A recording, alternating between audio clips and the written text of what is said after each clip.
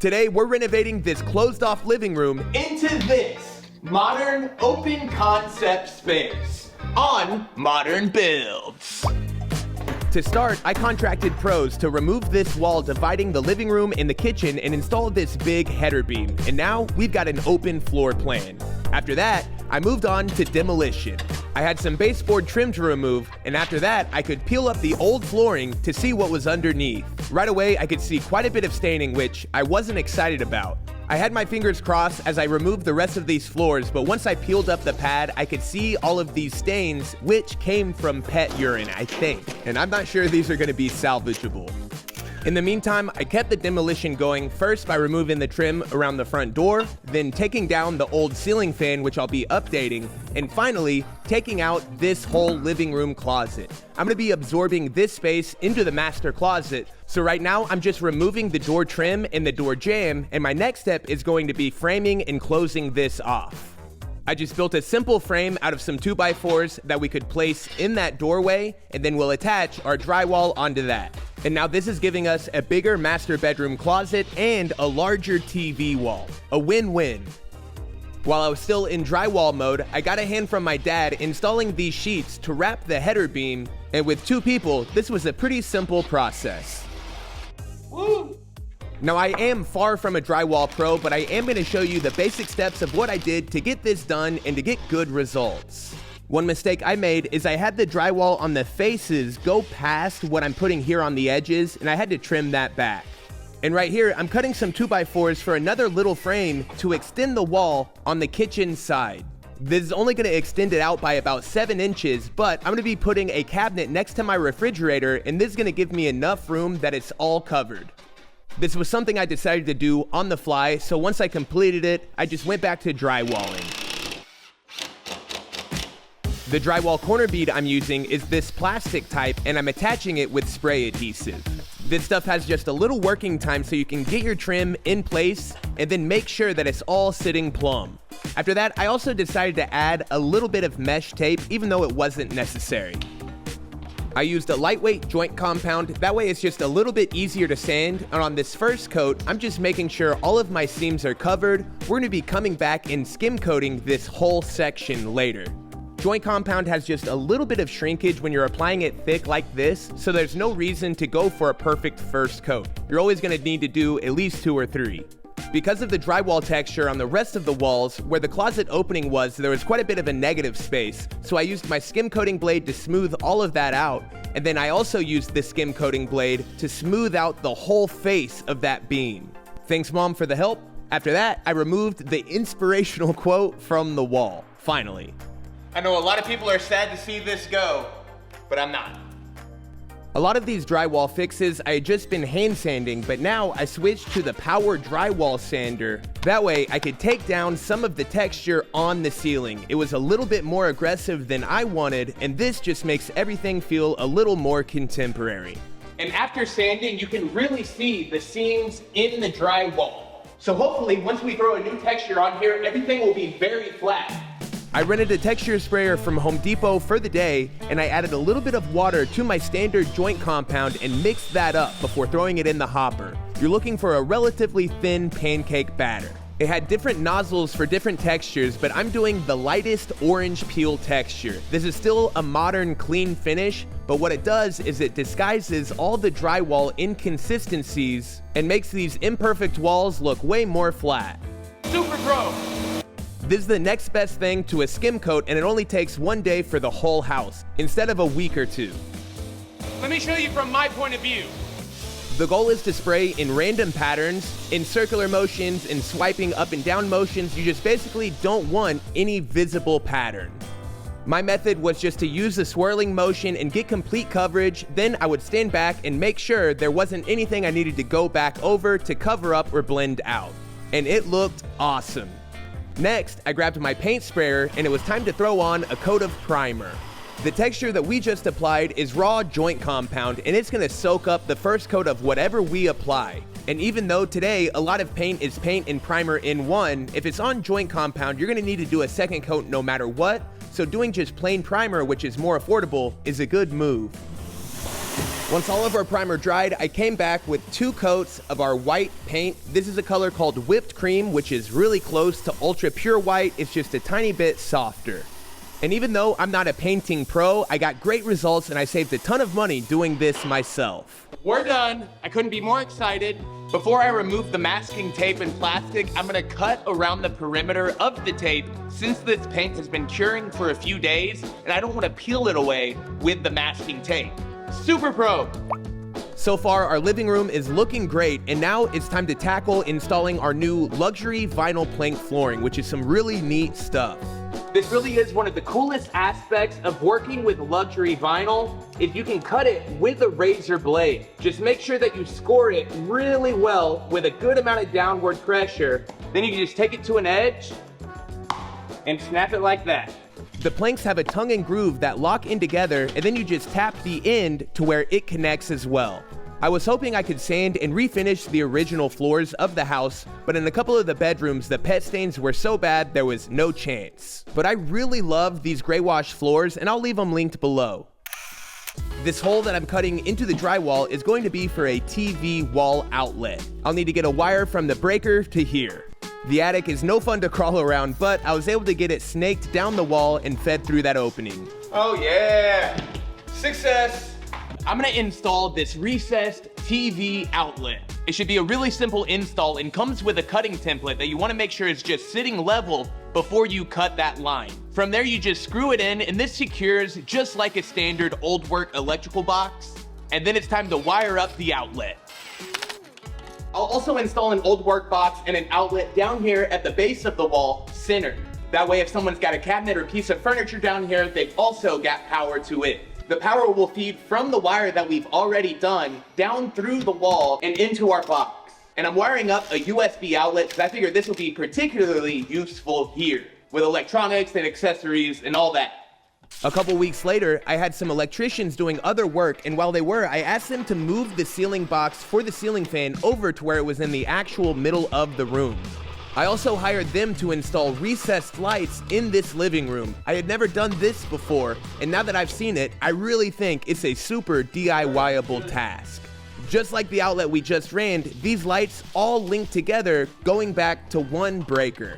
The connectors are all easy to use, they're push to connect, and these J-boxes just go right on top of the drywall in the attic space. These have a 5-way selectable color temperature, I'll leave them linked below. And this is the new ceiling fan bracket that we installed in the attic as well. I just didn't get that footage. The fan was originally centered on the window, but I think it makes more sense to have this centered in the room. It's gonna work out great. Booyah! And we're adding one outlet up here by the countertop and another on the other side of this wall on the living room side. It's typical for older houses just not to have as many outlets as you want. And one cool thing that we did is go around the whole house and replace every one of them to USB outlets. That way you don't have to worry about a USB brick.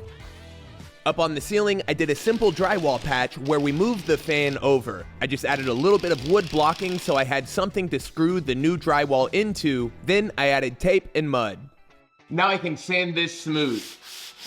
Just like on the drywall work we did earlier, I wasn't going for a perfect finish on the first coat. I knew I would have to come back and backfill any voids or negative spaces before sanding and then spraying a texture. And FYI, they do make these cans of spray texture for the ceiling with a vertical nozzle, but I just made a mess with the one for the wall. It did work out well though. I just gave everything a light sand so it matched the rest of the ceiling, then painted it so it all blended away. And the original air conditioning cover just feels a little bit outdated compared to this new modern one. I'm gonna unscrew this old bracket that the cover connects onto, and then I'll insert my new vents, and I'm adding some screws to make sure that this is super secure and it's never gonna fall out. These were a great deal, and I think these go a long way in making things feel fresh. With the new recessed lights and everything else, this house definitely doesn't feel like it's from the 1950s as much anymore. So fancy. And now that is one good looking ceiling. Moving on. These brackets that I'm installing on the top of the window frame are for our new DIY rechargeable smart roller shades from Smart Wings. These smart roller shades are remote controlled or programmable, and I'm installing this small solar panel, that way I never have to worry about recharging it. Otherwise, I charge them 2 or 3 times a year. And now it's time to give it a try. Here we go. And unlike in the bedrooms, I did not do full blackout. In a bedroom, you want no light, but more than anything here, I want privacy. This living room window opens up to the neighborhood. You can see someone driving by right now. So long story short, I don't want to block out all the light. I just don't want the public to be able to see in. And this gives us nice diffused light. I've got a super fun color planned for the front door to give it a little more character. This is called Blazing Autumn, and I think it's gonna be a fun pop of color. And this warm, almost orange tone is gonna tie in to the natural wood tone throughout the whole house. I'm using a 3/8 inch nap roller here, but I probably would have used a 1/4 inch roller if I had one on me. And one thing I'll leave linked below are bulk packs of rollers and brushes that you can get on Amazon. It's way better than any deal you'll get in store at Home Depot or Lowe's. I did a total of 4 coats, and the next day I could do my favorite part of any painting project, peeling away the masking tape. And next, we're gonna be trimming out this door. But first, I'd like to give a big thanks to the sponsor of today's episode, Squarespace. Building your own website or online store has never been easier thanks to Squarespace's new cutting-edge design tools like Blueprint AI, where all you've got to do is just type out a little bit about the website you want to create, and then you get a custom tailored design template to suit your brand or business. And you can get discovered fast with Squarespace's integrated SEO tools. They do all the technical back-end work to make sure that you get seen more often on search engines and bring in more customers. With Squarespace Invoices, you can get paid faster and impress clients with on-brand invoices. Streamline your workflow from proposals to contracts to seamless online payments, all in one place so you can turn your leads into loyal clients. And with Squarespace email campaigns, you've got all the tools to engage with your customers, promote services, and build your business built in. So to learn more, make sure and follow my link down in the description. That's squarespace.com/modernbuilds. And then when it's time to make your site live, don't forget to use my code ModernBuilds for 10% off your first site, store, or domain through Squarespace. As always, thanks to Squarespace and you all for watching. Now let's finish out this living room.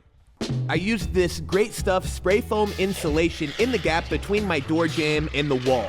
This stuff is fun to use, but just make sure you don't get it on your hands because it is impossible to get off. And I can tell you one thing, I was not expecting this spray foam to expand so much. But this is not a big deal. I'll get it cut back flush so that we're ready for door casing. I used a plunge blade on my oscillating multi-tool, but I bet a utility knife would have worked fine as well.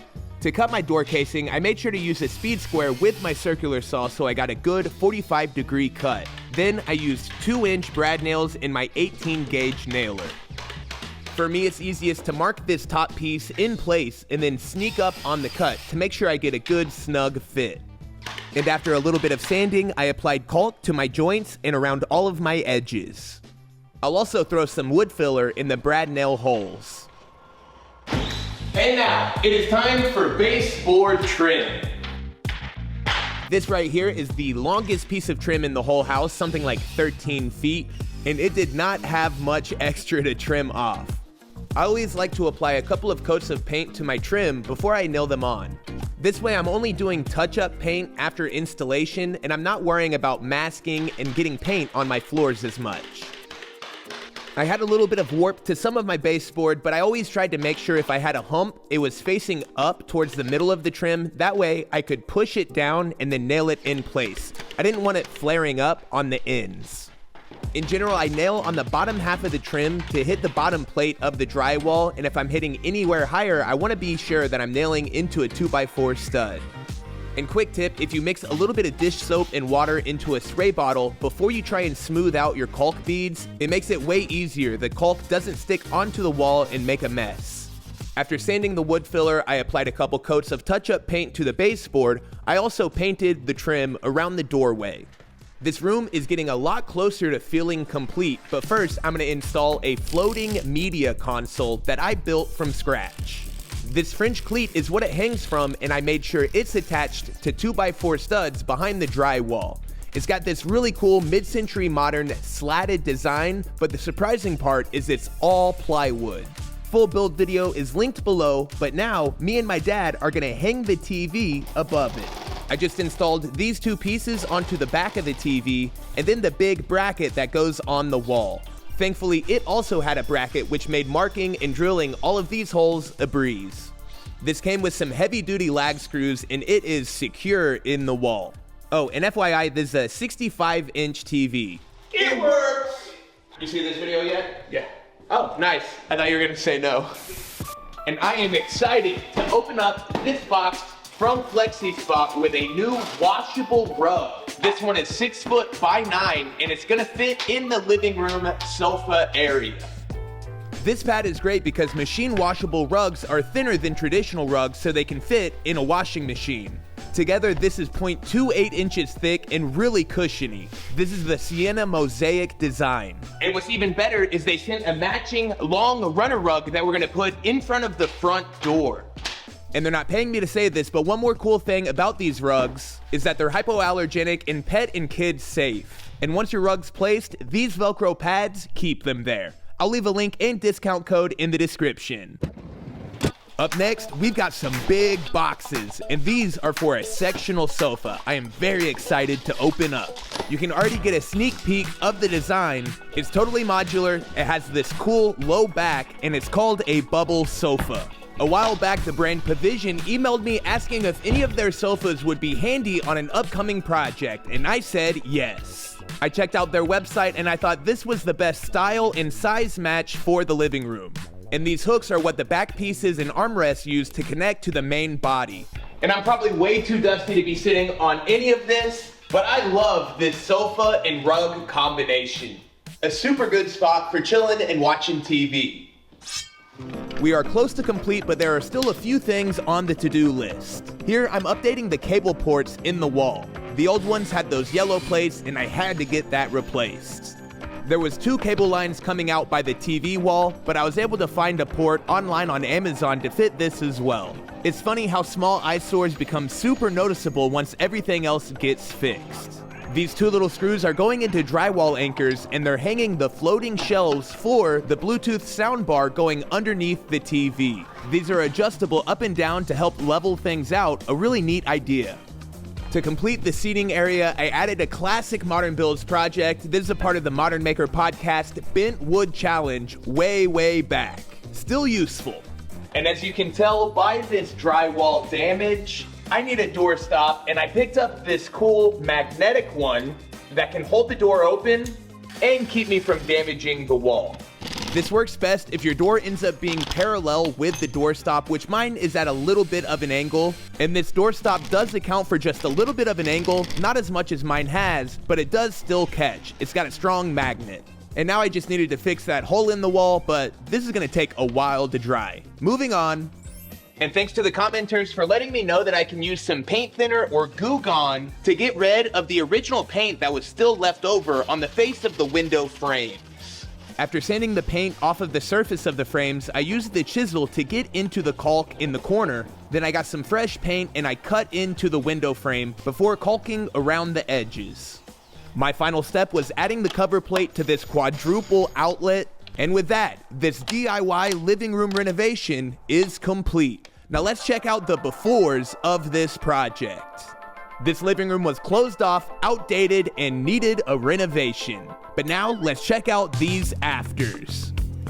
Going to an open floor plan or open concept completely changes the feel of this living room. There's a very spacious seating area with a really awesome vibe. And even though it's not completely furnished, you can really get a feel for how it's gonna be. The floating TV stand brings in some wood tones into the front of the room, and the rug carries it towards the center. I think the sofa is absolutely killer, and since we've got matching rugs, the whole entryway ties in.